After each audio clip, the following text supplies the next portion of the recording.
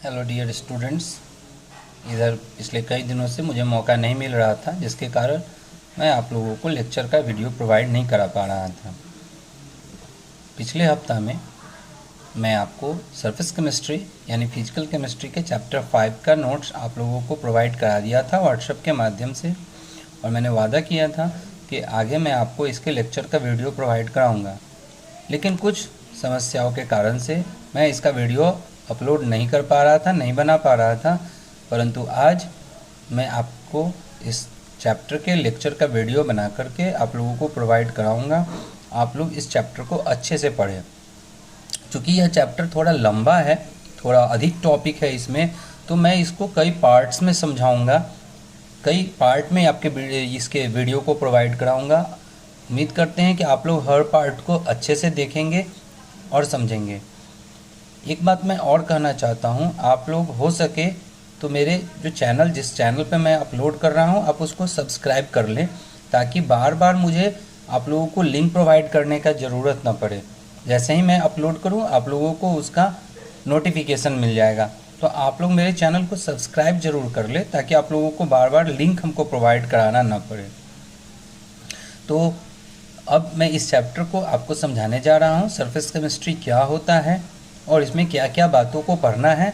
तो आप लोगों का ध्यान अब आगे मेरे बोर्ड पर होना चाहिए। तो शुरू करते हैं सरफेस केमिस्ट्री यानी पृष्ठ रसायन।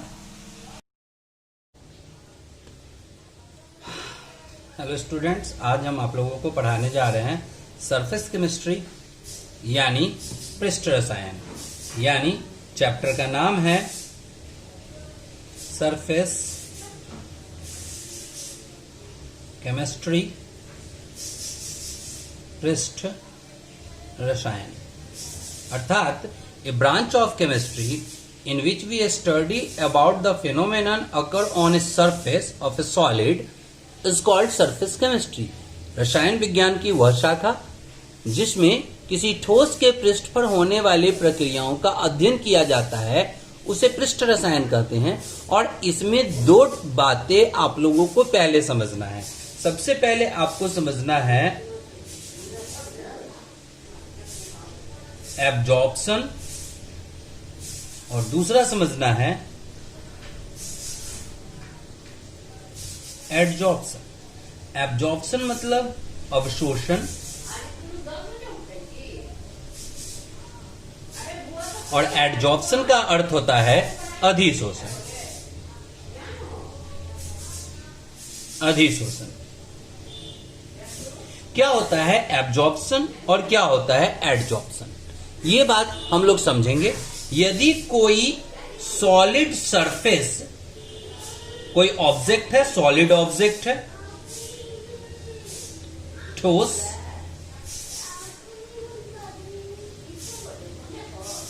सॉलिड यानी ठोस, अगर कोई लिक्विड या गैस का मॉलिक्यूल इस सरफेस के अंदर चला जाए, एब्जॉर्ब हो जाए, अवशोषित हो जाए,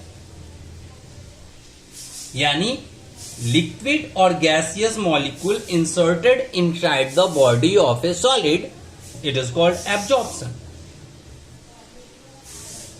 means what is absorption? when the molecule of liquid or gas get inserted inside the body of a solid, it is called absorption। यदि कोई द्रव या गैस के अणु किसी ठोस के सतह के भीतर, ठोस के पिंड के अंदर चले जाते हैं, अवशोषित हो जाते हैं, तो इस प्रक्रिया को अवशोषण कहते हैं। तो एडजॉर्प्शन क्या है कि अगर कोई गैस या लिक्विड का मॉलिक्यूल सॉलिड के सरफेस के ऊपर आकर के जमा हो जाए, चिपक जाए, डिपोजिट हो जाए, जो भी आप कहना चाहें, वर्ड यूज कर सकते हैं, that is called adsorption. When the molecule of a liquid और gas deposited on the surface of a solid, it is called adsorption. यदि किसी द्रव या गैस के अणु किसी ठोस के सतह के ऊपर आकर के जमा हो जाते हैं या चिपक जाते हैं तो इस प्रक्रिया को अधिशोषण कहते हैं। इस प्रक्रिया में लिक्विड या गैस का जो मॉलिक्यूल है वो सॉलिड के अंदर नहीं जाना चाहिए, केवल सरफेस पे ही रहना चाहिए, तो दैट इज कॉल्ड एडजॉर्प्शन। यदि लिक्विड या गैस बॉडी के ऊपर, सरफेस के ऊपर ही रहे, दैट इज कॉल्ड एडजॉर्प्शन। और अगर लिक्विड या गैस सॉलिड के अंदर चला जाए, दैट इज कॉल्ड एब्जॉर्प्शन। लेकिन अगर ये दोनों ही घटनाएं एक साथ हों, कि अगर कोई सॉलिड है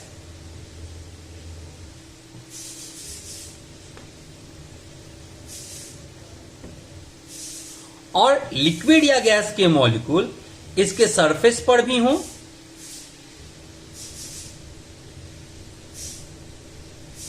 और बॉडी के अंदर भी चले जाएं, दैट इज कॉल्ड सॉर्प्शन यानी शोषण। It means when absorption and adsorption take place together, it is called sorption. जब अधिशोषण एवं अवशोषण की प्रक्रियाएं साथ साथ होती हैं, एक साथ होती हैं, तो इस प्रक्रिया को शोषण कहा जाता है। उम्मीद करते हैं कि एडजॉर्प्शन और एब्जॉर्प्शन क्या है ये आप लोग को समझ में आ गया होगा।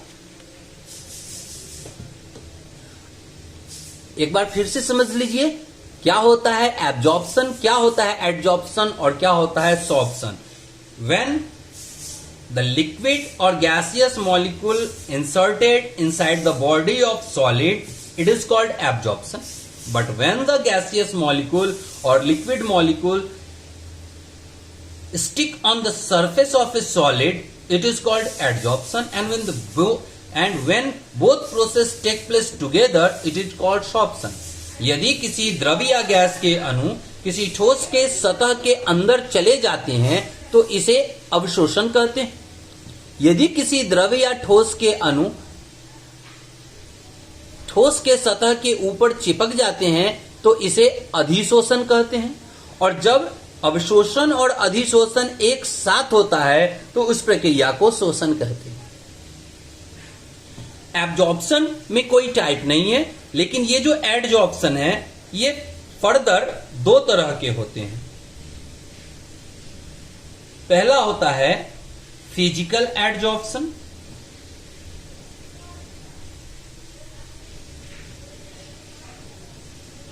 जिसको फिजिसॉर्प्शन भी कहा जाता है। दूसरा होता है केमिकल एडजॉर्प्शन, जिसको केमिसॉर्प्शन भी कहा जाता है, यानी भौतिक अधिशोषण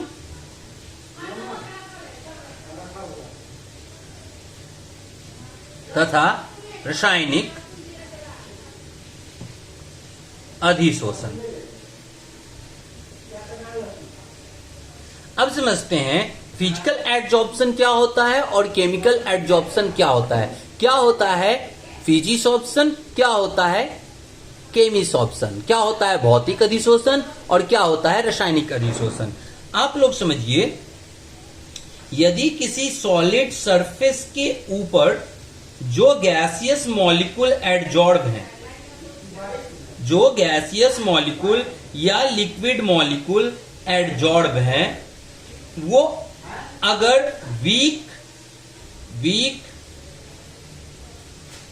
वंडरवाल फोर्स से जुड़े हैं, that is called physical adsorption. लेकिन अगर किसी सॉलिड के सरफेस के ऊपर जो लिक्विड या गैसियस मॉलिक्यूल अटैच्ड हैं,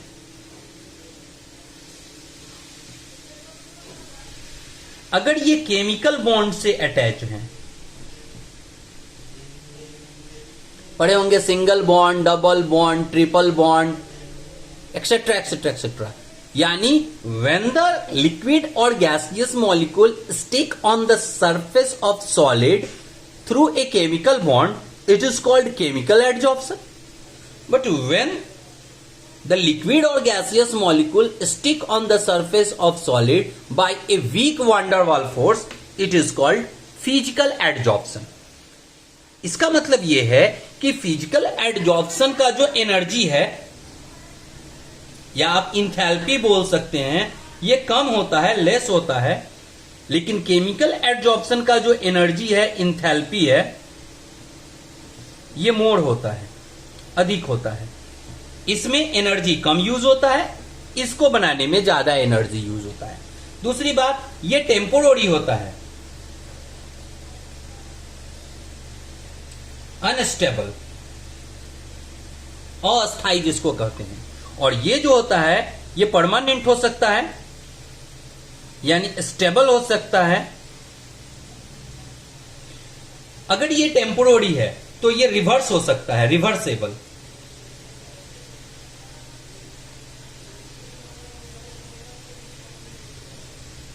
यानी उत्क्रमणीय। ये चूंकि परमानेंट हो जाता है, स्ट्रॉन्ग बॉन्ड से जुड़ता है, यानी ये जो होता है आपका, ये होता है इररिवर्सिबल, यानी अनुत्क्रमणीय।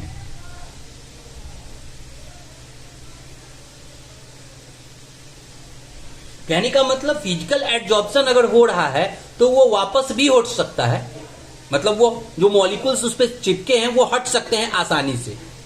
इसमें जो मॉलिक्यूल्स चिपक जाते हैं सरफेस के ऊपर, वो स्ट्रॉन्ग बॉन्ड से जुड़ते हैं, स्टेबल होते हैं, इसी के कारण आसानी से वो हटते नहीं है, यानी इररिवर्सेबल होते हैं। दूसरी बात है, ये मल्टीपल लेयर बन सकता है, मल्टीपल लेयर, एक लेयर के ऊपर दूसरा लेयर, दूसरे के ऊपर तीसरा, तीसरे के ऊपर चौथा बन सकता है। लेकिन ये जो होता है, this is single layer, single layer. जब भी बनेगा एक ही लेयर बनेगा, यानी एक केमिकल एडजॉर्प्शन के ऊपर दूसरा केमिकल एडजॉर्प्शन नहीं किया जा सकता है। तो इस तरह से ये है हमारा फिजिकल एडजॉर्प्शन और ये है केमिकल एडजॉर्प्शन। क्या है फिजिकल, क्या है केमिकल, एक बार आप लोग फिर से समझिए। यदि किसी सॉलिड के ऊपर लिक्विड या गैस के molecule week van der Waals force से जुड़ते हैं, इसको कहते हैं फिजिकल एडजॉर्प्शन। ये जो फिजिकल एडजॉर्प्शन होता है, इसका इंथैल्पी काफी कम होता है, ये अनस्टेबल होता है और रिवर्स कर सकता है, हट सकता है, और इस पे मल्टीपल लेयर बन सकता है। लेकिन ठीक इसका उल्टा, यदि किसी सॉलिड के ऊपर लिक्विड या गैस के मॉलिक्यूल स्ट्रॉन्ग केमिकल बॉन्ड से जुड़ते हैं, तो इसको कहते हैं केमिकल एडजॉर्प्शन। ये केमिकल एडजॉर्प्शन का जो इंथैल्पी होता है वो मोड़ होता है, काफी अधिक होता है। और चूंकि इंथैल्पी अधिक होता है, यानी ये जो एडजॉर्प्शन होता है वो स्टेबल होता है, अस्थायी होता है, जल्दी हट नहीं सकता है, अर्थात यह इररिवर्सिबल होता है, अनुत्क्रमणीय होता है। और इस एडजॉर्प्शन में सिंगल लेयर ही बन सकता है, यानी एक लेयर के ऊपर दूसरा केमिकल एडजॉर्प्शन नहीं हो सकता है। यानी केमिकल एडजॉर्प्शन जब भी होगा सिंगल लेयर में होगा, लेकिन फिजिकल एडजॉर्प्शन जब भी होगा मल्टीपल लेयर में होगा। तो इस तरह से उम्मीद करते हैं कि आप लोगों को एब्जॉर्प्शन, एडजॉर्प्शन, सॉर्प्शन और एडजॉर्प्शन का दो type, physical adsorption and chemical adsorption, समझ में आ गया होगा। अब हम लोग अगले टॉपिक की ओर बढ़ते हैं। अब बारी आता है अगले टॉपिक का, यानी एडजॉर्प्शन आइसोथर्म। एडजॉर्प्शन आइसोथर्म में ही आगे चल करके हम लोग पढ़ते हैं फ्रेंडलिक एडजॉर्प्शन आइसोथर्म के बारे में। तो सबसे पहले तो आप ये समझिए कि एडजॉर्प्शन आइसोथर्म यानी अधिशोषण समताप क्या होता है। आप लोगों को इसके लिए यह समझना होगा कि जो एडजॉर्प्शन होता है,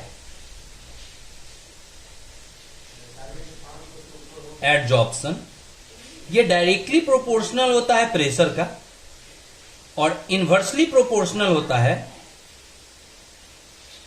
टेम्परेचर का। यानी प्रेशर जैसे जैसे बढ़ेगा एडजॉर्प्शन भी बढ़ेगा, लेकिन टेम्परेचर जैसे जैसे बढ़ेगा एडजॉर्प्शन कम होता जाएगा. It means adsorption is directly proportional to the pressure but inversely proportional to the temperature. As the pressure increases adsorption also increases but as the temperature increases adsorption decreases. अगर मान लेते हैं कि P प्रेशर लगाने से M amount का जो liquid है या गैस है वो एडजॉर्ब हो रहा है ऑन डिफरेंट टेम्परेचर्स.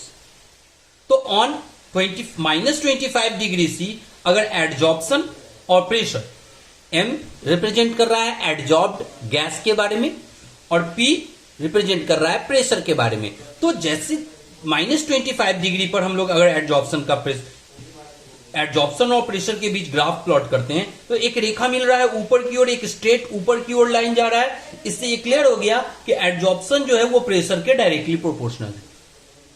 बट अगर हम लोग इससे टेम्परेचर थोड़ा बढ़ा देते हैं 0 डिग्री C तो सेम लाइन थोड़ा सा नीचे आ जा रहा है. अगर लाइन नीचे आ जा रहा है इसकी जगह ये लाइन बन रहा है यानी एडजॉर्प्शन डिक्रीज कर गया. अगर टेम्परेचर और बढ़ा देते हैं +25 डिग्री C कर रहे हैं तो यही लाइन और नीचे आ गया यानी एडजॉर्प्शन और डिक्रीज कर गया.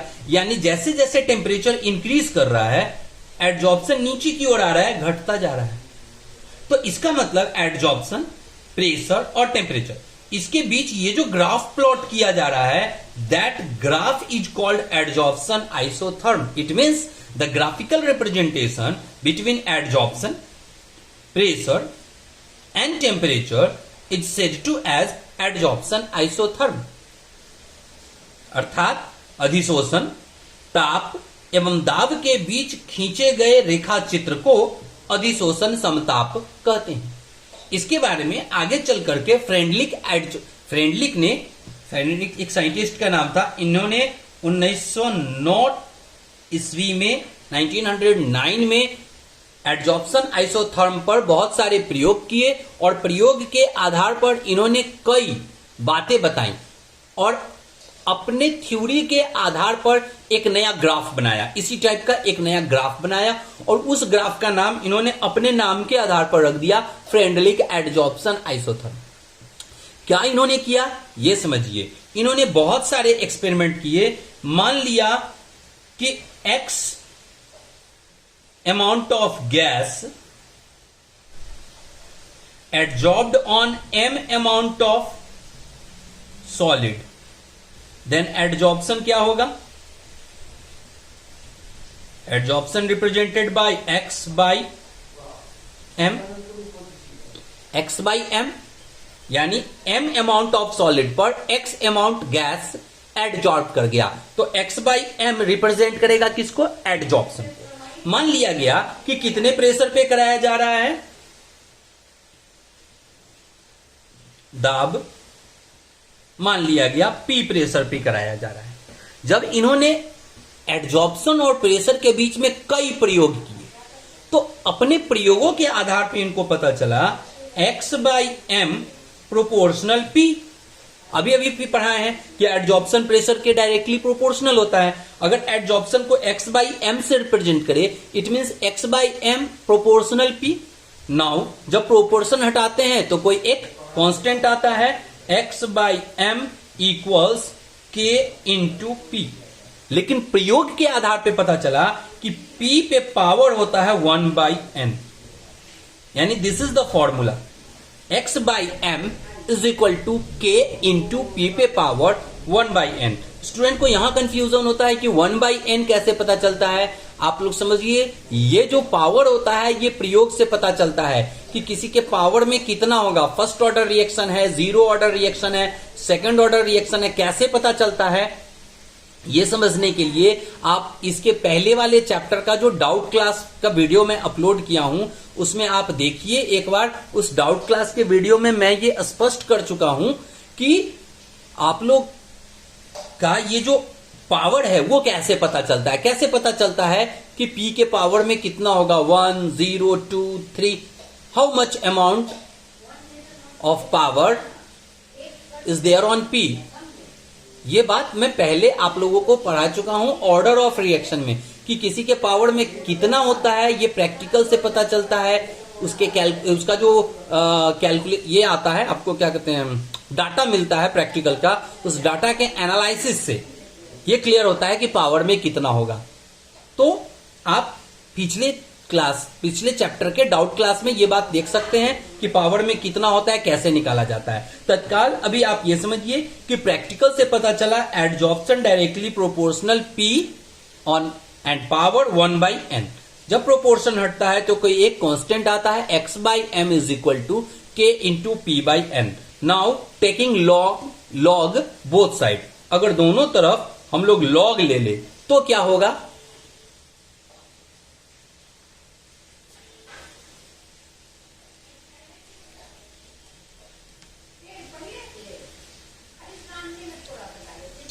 दोनों तरफ लॉग ले लेंगे, यहां हो जाएगा log x/m equals log k into p पे पावर 1/n। कोई दिक्कत? तो क्या होगा log x/m। अब log के फॉर्मूला का यूज करेंगे, ये हो जाएगा log k plus 1/n into log p। ये है आपका adsorption. log x/m represent adsorption and log p represent pressure. अब मिस्टर फ्रेंडलिक ने इस एडजॉर्प्शन और इस प्रेशर के बीच एक ग्राफ प्लॉट किया। इस पर एडजॉर्प्शन ले लिया गया log x/m और इस पर प्रेशर ले लिया गया log p। और जब इन्होंने ग्राफ प्लॉट किया अपने प्रयोग के जो डाटा है उसके आधार पर, तो एक स्ट्रेट लाइन मिलता है, आगे जाके हल्का कर्व होता है लेकिन अप्रोक्स ये स्ट्रेट लाइन मिलता है जिसका जो स्लोप होता है ये 1/n के वैल्यू है, और ये यहां से लेके यहां का जो वैल्यू है दिस इज log k। तो चूंकि एक स्ट्रेट लाइन मिला log x/m और log p के बीच, यानी एडजॉर्प्शन और प्रेशर के बीच, इस बात से प्रूफ होता है कि the adsorption is directly proportional to pressure. और ये जो ग्राफ बना that is called Freundlich adsorption isotherm. उम्मीद करते हैं कि आपको फ्रेंडलिक एडजॉर्प्शन आइसोथर्म कैसे बना ये समझ में आ गया होगा। इस वीडियो को 2-3 बार देखिए, तब जाकर आपको फ्रेंडलिक एडजॉर्प्शन आइसोथर्म क्लियर हो जाएगा। अब हम लोग बात करते हैं अगले टॉपिक की, हम लोग बढ़ते हैं आगे वाले टॉपिक की ओर। अगला टॉपिक है आप लोगों का कैटेलिसिस यानी उत्प्रेरण। उत्प्रेरण या कैटेलिसिस जानने के लिए पहले आप लोग ये जानिए कि कैटेलिस्ट क्या होता है। कैटेलिस्ट यानी उत्प्रेरक कि एक ऐसा पदार्थ जो किसी केमिकल रिएक्शन के रेट ऑफ रिएक्शन को इंक्रीज कर देता है, दैट इज कॉल्ड कैटलिस्ट। कि वह रासायनिक पदार्थ जो किसी रासायनिक अभिक्रिया के दर को बढ़ा देता है या घटा देता है उसे कैटलिस्ट कहते हैं, उत्प्रेरक कहते हैं। The outer chemical substance which is used in a chemical reaction to increase or decrease the rate of a chemical reaction is called catalyst। जैसे एग्जाम्पल अभी हम लोग देखेंगे, आप समझिए कि किसी कैटलिस्ट के प्रेजेंस में जो रिएक्शन होता है that is called catalysis। The chemical reaction which occur in presence of catalyst।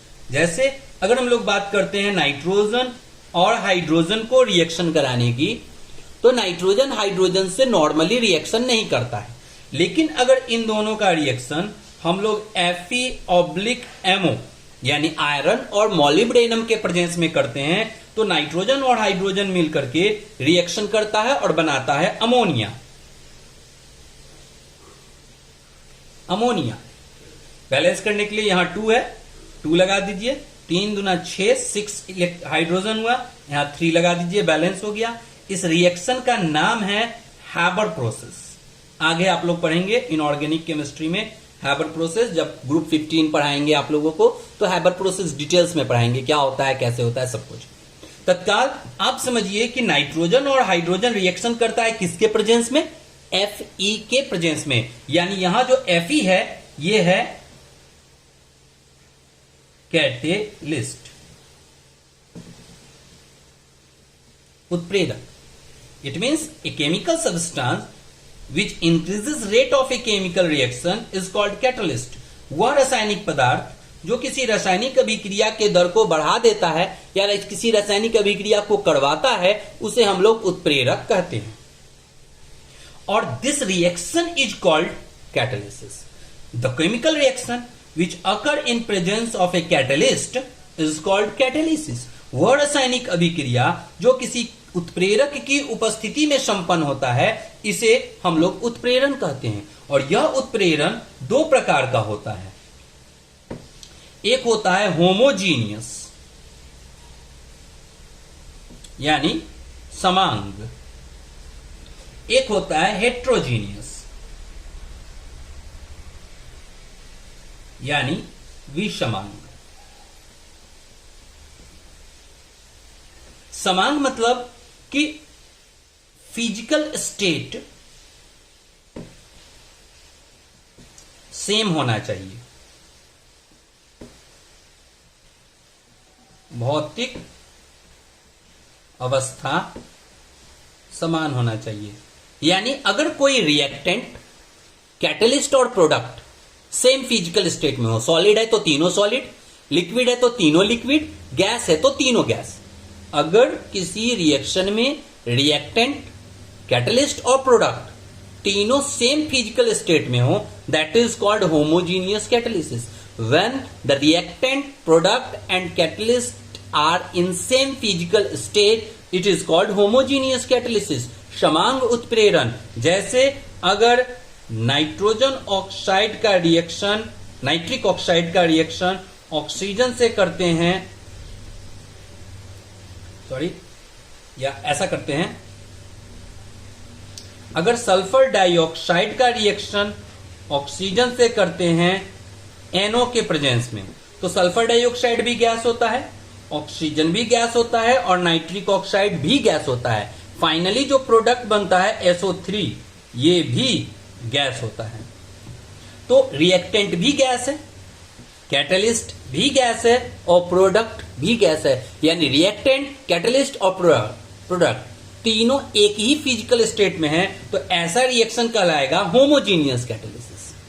लेकिन एक ऐसा केमिकल रिएक्शन जिसमें नाइट्रोजन और हाइड्रोजन गैस है, अमोनिया लिक्विड या गैस दोनों फेज में पाया जा सकता है, लेकिन Fe जो है दैट इज सॉलिड, यानी फिजिकल स्टेट अलग अलग है। कि those chemical reaction in which reactant, catalyst and product are in different physical state is called heterogeneous catalysis, but those chemical reaction in which reactant, catalyst and product are in same physical state, it is called homogeneous catalysis. वह रासायनिक अभिक्रिया जिसमें अभिकारक, उत्प्रेरक तथा प्रतिफल भिन्न भिन्न भौतिक अवस्था में होते हैं, उन्हें विषमांग उत्प्रेरण कहते हैं। परंतु वह रासायनिक अभिक्रिया जिसमें अभिकारक, उत्प्रेरक एवं प्रतिफल समान भौतिक अवस्था में होते हैं, उन्हें समांग उत्प्रेरण कहा जाता है। उदाहरण के लिए यह एक विषमांग उत्प्रेरण है, हेट्रोजीनियस कैटालिसिस है, और यह एक समांग उत्प्रेरण है, होमोजीनियस कैटालिसिस है। उम्मीद करते हैं कि होमोजीनियस कैटालिसिस और हेट्रोजीनियस कैटालिसिस, होमोजीनियस और हेट्रोजीनियस कैटालिसिस क्या होता है ये आपको समझ में आ गया होगा। अब बारी है कि होमोजीनियस कैटालिसिस और हेट्रोजीनियस कैटालिसिस होता कैसे है इसको समझने का, यानी mechanism of catalysis. Homogeneous catalysis का मैकेनिज्म क्या है और हेट्रोजीनियस मैकेनिज्म का हेट्रोजीनियस कैटालिसिस का मैकेनिज्म क्या है, ये दोनों का मैकेनिज्म, दोनों की क्रियाविधि समझने का बारी है। समझना है कि होमोजीनियस कैटालिसिस कैसे होता है और हेट्रोजीनियस कैटालिसिस कैसे होता है, इस बारे में पढ़ना है। तो अब आप लोग ये समझिए कि इन दोनों का मैकेनिज्म क्या है, ये दोनों रिएक्शन कैसे होते हैं। अब बारी है होमोजीनियस कैटालिसिस और हेट्रोजीनियस कैटालिसिस को समझने की। आप ये समझिए कि होमोजीनियस कैटालिसिस कैसे होता है, इसको एक्सप्लेन किया जाता है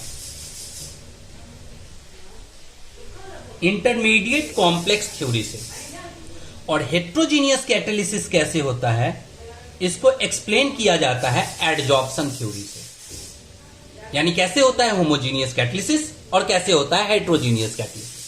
होमोजीनियस कैटालिसिस कैसे होता है, इसको समझने के लिए हम लोगों को समझना होगा इंटरमीडिएट कॉम्प्लेक्स थ्योरी, यानी मध्यवर्ती यौगिक सिद्धांत। जैसे अभी अभी हम आप लोगों को रिएक्शन पढ़ाए थे कि SO2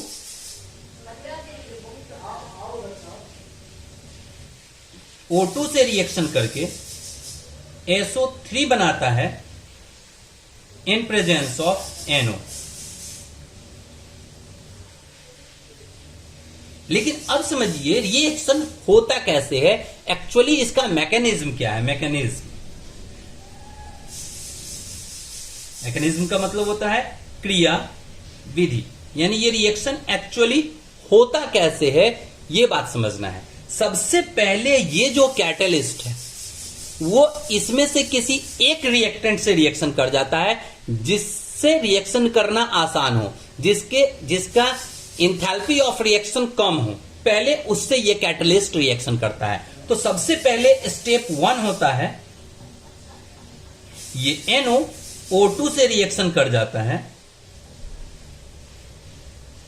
और बनाता है NO2 नाइट्रोजन परऑक्साइड। बैलेंस करने के लिए आप इसको या रहने दीजिए, NO2 बैलेंस कर सकते हैं हम लोग, यहां पे हाफ लगा देते हैं 1/2। ये बैलेंस हो गया, ये बना हमारा नाइट्रोजन पर ऑक्साइड जो काफी रिएक्टिव होता है और अनस्टेबल होता है, ये तुरंत रिएक्शन करना चाहिए। इसीलिए ये NO2 स्टेप 2 में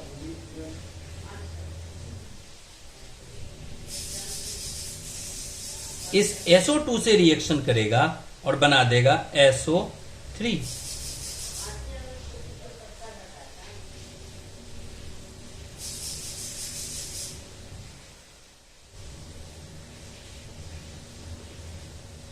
स्टेप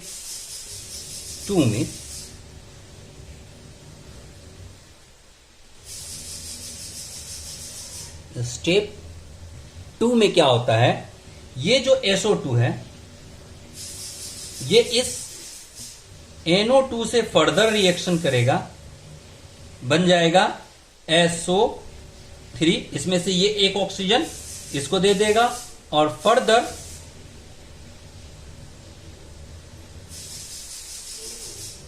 ये वापस NO बन करके बाहर निकल जाएगा, बन गया SO3 हमारा फाइनल प्रोडक्ट। लेकिन इस रिएक्शन को कंप्लीट होने में, यानी SO2 को O2 से रिएक्शन करने के लिए जरूरत पड़ा किसका, NO का।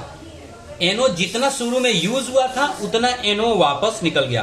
फर्दर अगर इस रिएक्शन को हम लोग जोड़ दें तो देखिए ये NO से ये NO कैंसिल हो जाएगा, ये NO2 से ये NO2 कैंसिल हो जाएगा। रिएक्शन यहां से मिलेगा SO2 प्लस यहां से मिलेगा हाफ O2 एरो, यहां से हो जाएगा SO3। Reaction complete.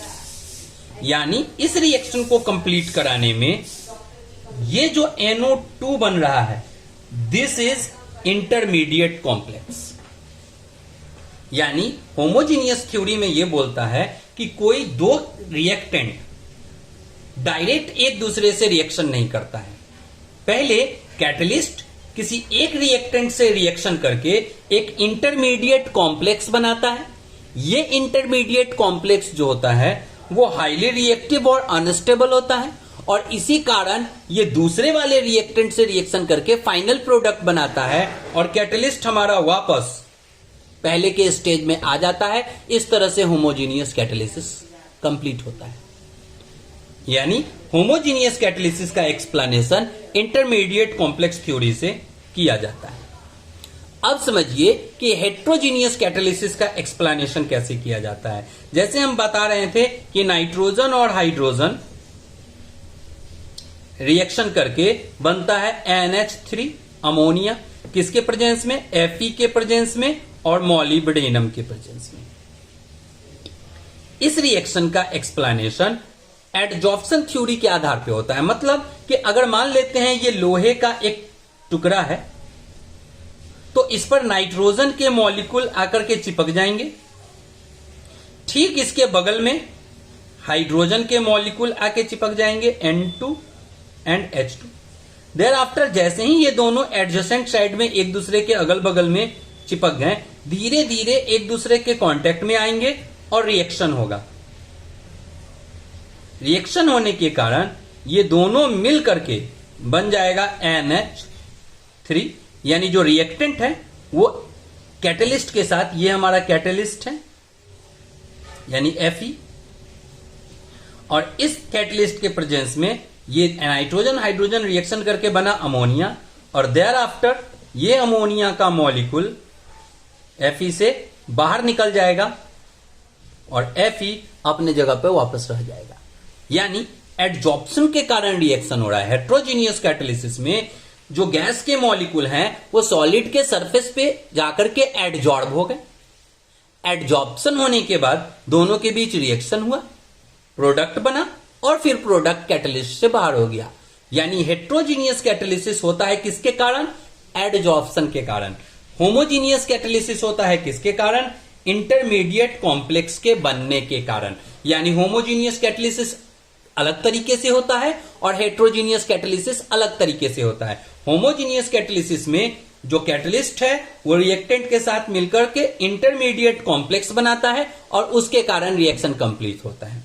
Heterogeneous catalysis में जो रिएक्टेंट्स हैं वो कैटलिस्ट के ऊपर जाकर एडजॉर्ब हो जाते हैं, चिपक जाते हैं, फर्दर एक दूसरे से रिएक्शन करके प्रोडक्ट बनाते हैं और फिर कैटलिस्ट से अलग हो जाते हैं। It means the homogeneous catalysis is explained by intermediate complex theory and the heterogeneous catalysis is explained by the adsorption theory. In intermediate complex theory, the catalyst react with one reactant and form a intermediate complex which is very reactive and unstable. It further react with second reactant to form final product. And that is called intermediate complex theory. But in case of heterogeneous catalysis, both reactant molecules adsorbed on the surface of a catalyst.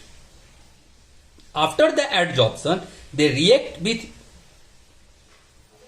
each other to form product, and the product remove out from the surface of catalyst. It means the heterogeneous catalysis occur due to adsorption. And it is explained by adsorption theory. उम्मीद करते हैं कि ये बात आपको समझ में आ गया होगा। इस कैटलिस्ट में, कैटालिसिस में आप लोगों को एक सवाल ये समझ में आ रहा होगा, ये दिमाग में हो रहा होगा कि ये एमओ क्यों यूज कर रहे हैं? क्या सर एमओ भी कैटलिस्ट है? नहीं, एमओ यहां पे प्रोमोटर का काम करता है। क्या होता है प्रोमोटर और क्या होता है विष, इस बात को समझते हैं। अब बारी है प्रोमोटर और पॉइजन के बारे में समझने का। प्रोमोटर यानी वर्धक, पॉइजन यानी विष। प्रोमोटर क्या होता है कि किसी कैटलिस्ट के साथ प्रोमोटर डालने से ये इसको एक्टिव कर देता है। किसको? कैटलिस्ट। किसी कैटलिस्ट के साथ पॉइजन डालने से ये इसको डीएक्टिव कर देता है, यानी इसको ये सक्रिय कर देता है और ये निष्क्रिय कर देता है।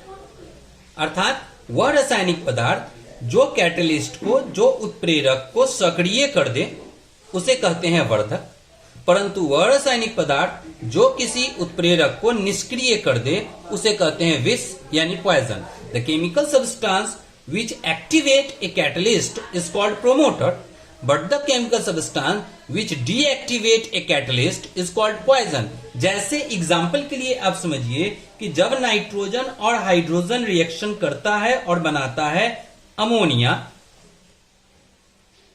किसके प्रेजेंस में? Fe के प्रेजेंस में। तो Fe काम करता है कैटलिस्ट का, लेकिन यहां पर जो एमओ है molybdenum, it is promoter. Molybdenum के कारण Fe एक्टिव हो जाता है और इसके एक्टिव होने के कारण नाइट्रोजन और हाइड्रोजन रिएक्शन करके अमोनिया का फॉर्मेशन करते हैं। It means molybdenum is used to activate iron. But आप लोग पढ़े होंगे कि C2H2 है, अगर इसका रिएक्शन हम लोग Na के प्रेजेंस में करते हैं हाइड्रोजन के साथ, तो ये हाइड्रोजन इसमें जुड़ जाएगा, निकल कैटलिस्ट का काम करेगा, हाइड्रोजन इसमें जुड़ जाएगा, बन जाएगा C2H4 इथिलीन। ये है हमारा इथीन, सॉरी इथाइन, ये बना इथिलीन। ये फर्दर Na से रिएक्शन करेगा हाइड्रोजन के प्रेजेंस में, निकल के प्रेजेंस में हाइड्रोजन से रिएक्शन करेगा, यानी निकल कैटलिस्ट का काम करेगा और हाइड्रोजन जुड़ जाएगा, ये कन्वर्ट कर जाएगा C2H6 यानी इथेन। लेकिन अगर इस रिएक्शन में हम थोड़ा सा पॉइजन डाल दें, यानी PD/BaSO4, रिडक्शन होगा हाइड्रोजन, रिडक्शन दिस इज, तो ये हाइड्रोजन इसमें जाके जुड़ जाएगा C2H4 इथिलीन तो बनेगा, लेकिन आगे फर्दर रिएक्शन नहीं होगा। क्यों नहीं होगा? क्योंकि ये पॉइजन है, ये इस कैटलिस्ट को डीएक्टिवेट कर देगा। यानी पॉइजन वैसे केमिकल पदार्थ को कहते हैं, केमिकल सब्सटेंस को कहते हैं जो कैटलिस्ट को डीएक्टिवेट कर दे, और प्रोमोटर उस केमिकल सब्सटेंस को कहते हैं जो कैटलिस्ट को एक्टिवेट कर दे। The chemical substance which activate a catalyst is called promoter, but the chemical substance which deactivate the catalyst is called poison. यानी वह रासायनिक पदार्थ जो उत्प्रेरक को सक्रिय कर देता है उसे वर्धक कहते हैं, परंतु वह रासायनिक पदार्थ जो उत्प्रेरक को निष्क्रिय कर देता है, आगे की रासायनिक अभिक्रिया को रोक देता है, नहीं होने देता है, उसे हम लोग विष यानी पॉइजन कहते हैं। उम्मीद करते हैं कि अभी तक का सारा टॉपिक आप लोग को समझ में आया होगा। अब बारी है एक्टिव सेंटर, एक्टिविटी और सेलेक्टिविटी के बारे में। किसी भी कैटलिस्ट में वो सरफेस एरिया जहां एडजॉर्प्शन हो सकता है, that is called active centre. कि the surface area of a catalyst on which adsorption में take place is called their active centre. यानी किसी कैटलिस्ट का, किसी उत्प्रेरक का वह सतह, वह स्थान जहां पर अधिशोषण होने की संभावना होती है, अधिशोषण हो सकता है, उसे हम लोग एक्टिव सेंटर कहते हैं। अब एक्टिविटी क्या होता है कि ये कैटलिस्ट किसके साथ रिएक्शन करेगा। हर कैटलिस्ट हर रिएक्शन में यूज होगा कोई जरूरी नहीं है। जैसे निकेल पर हाइड्रोजन एडजॉर्ब हो सकता है, प्लैटिनम पर या प्लेडिनम पर हाइड्रोजन एडजॉर्ब हो सकता है। यह इसका एक्टिविटी है कि अगर नाइट्रोजन और हाइड्रोजन रिएक्शन कर रहा है तो इसमें हम लोग Fe डालेंगे, आयरन। इसमें अगर निकेल डाल देंगे तो रिएक्शन नहीं होगा। किसी ऑर्गेनिक रिएक्शन में अगर हम लोग Fe डाल देंगे तो उसमें रिएक्शन नहीं होगा। यानी ऑर्गेनिक रिएक्शन में रिडक्शन कराने के लिए हम लोगों को निकेल, प्लेटिनम या प्लेटिनम का यूज किया जाता है। लेकिन नाइट्रोजन और हाइड्रोजन हैबर प्रोसेस में Fe का यूज किया जा सकता है। यानी हर कैटलिस्ट का एक एक्टिविटी होता है कि वो किसी सर्टेन केमिकल रिएक्शन में भाग लेता है, वो उसका एक्टिविटी कहलाता है। यानी the tendency of a catalyst to take part in a certain chemical reaction is called their activity. किसी उत्प्रेरक का वह गुण जिसके कारण वह किसी खास रासायनिक अभिक्रिया को करवाता है या उसमें भाग लेने जाता है, इस गुण को उस कैटलिस्ट का, उस उत्प्रेरक का क्रियाशीलता कहते हैं। बात होता है सिलेक्टिविटी। कैटलिस्ट सेलेक्ट करता है कि प्रोडक्ट क्या बनाना है। कैटलिस्ट सेलेक्ट करता है कि प्रोडक्ट क्या बनाना है। अगर C2H2 को प्लैटिनम के प्रेजेंस में हाइड्रोजन से रिएक्शन करें तो बनेगा C2H6 यानी ईथेन।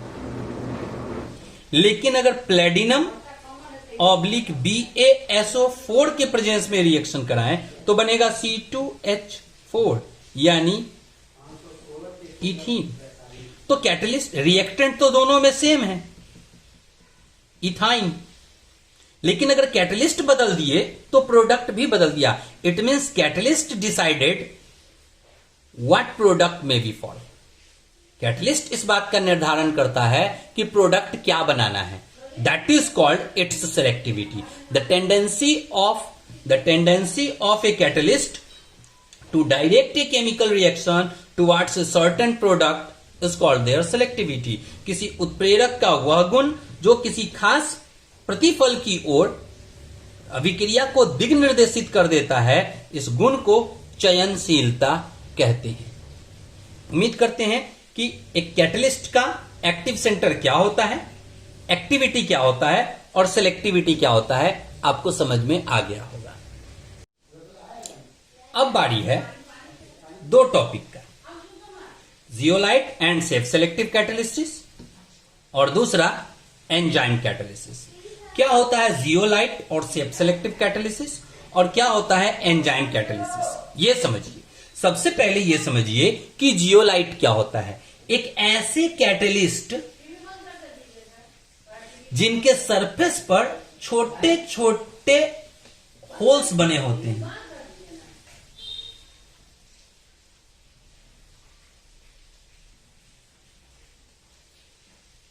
ऐसे कैटलिस्ट को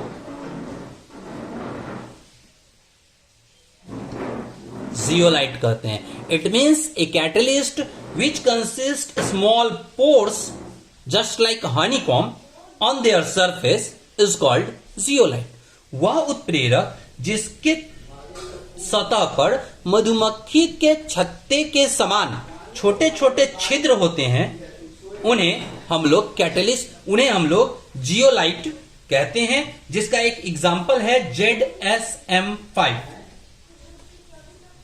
ZSM5 एक तरह का जियोलाइट होता है, यानी यह एक केमिकल पदार्थ है और इसके सरफेस पर छोटे छोटे काफी छिद्र होते हैं। और हर वो कैटलिस्ट जिसके सरफेस पर पोर्स होते हैं, स्मॉल पोर्स होते हैं, टीनी पोर्स होते हैं, उनको हम लोग जियोलाइट कहते हैं। अब चूंकि इनके सरफेस पे स्मॉल पोर्स होते हैं तो इनमें वही रिएक्टेंट रिएक्शन कर सकते हैं जो इसके पोर्स में इंसर्ट कर सके, क्योंकि इनका जो पोर्स है वही इनका एक्टिव सेंटर है और जो प्रोडक्ट बनेगा वो उनके पोर के साइज का निकलेगा। यानी जियोलाइट के प्रेजेंस में जो रिएक्शन होगा वो डिपेंड करेगा रिएक्टेंट के शेप पर। इसीलिए एक ऐसा रिएक्शन जो जियोलाइट के प्रेजेंस में होता है उसको कहते हैं सेल्फ सेलेक्टिव कैटालिसिस। जैसे अगर अल्कोहल को ZSM5 के प्रेजेंस में रिएक्शन करे तो हम लोगों को गैसोलीन प्राप्त होता है, यानी यह रिएक्शन सेल्फ सेलेक्टिव कैटालिसिस होता है। It means a catalyst which consist small pores on their surface just like honeycomb is called zeolite, and the chemical reaction which occur in presence of a zeolite is called self selective catalysis। वह उत्प्रेरक जिसके सतह पर मधुमक्खी के छत्ते के समान छोटे छोटे छिद्र होते हैं उन्हें जियोलाइट कहते हैं, और वह रासायनिक अभिक्रिया जो जियोलाइट की उपस्थिति में संपन्न होता है उसे हम लोग आकृति चयनात्मक उत्प्रेरण कहते हैं। ठीक इसी तरह एंजाइम, हम लोगों के बॉडी में जो केमिकल बनता है भोजन को डाइजेस्ट करने के लिए, फूड को डाइजेस्ट करने के लिए, उन केमिकल्स को हम लोग एंजाइम कहते हैं।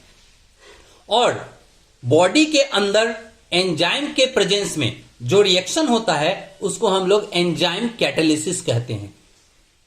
It means A biochemical reaction, जैसे हम लोगों की बॉडी में अगर माल्टोस है,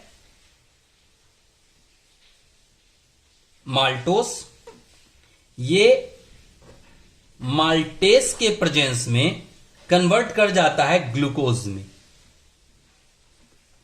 माल्टोस, अगर आप फॉर्मूला लिखना चाहें C12H22O11, वाटर के साथ मिल करके किसके प्रेजेंस में, माल्टेस के प्रेजेंस में C6H12O6 में कन्वर्ट कर जाता है।